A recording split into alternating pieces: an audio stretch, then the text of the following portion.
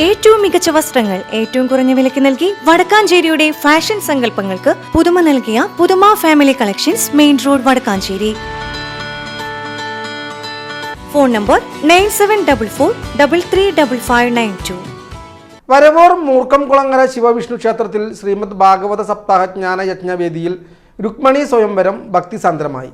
വരവൂർ മൂർക്കംകുളങ്ങര ശിവവിഷ്ണു ക്ഷേത്രത്തിൽ ശ്രീമദ് ഭാഗവത സപ്താഹ യജ്ഞവേദിയിൽ രുക്മണി സ്വയംവരം ഭക്തിസാന്ദ്രമായി.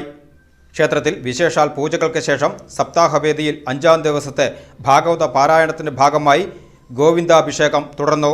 വരവൂർ സ്കൂൾ പരിസരത്ത് നിന്നുമാണ് സ്വയംവര ഘോഷയാത്ര നടത്തിയത്.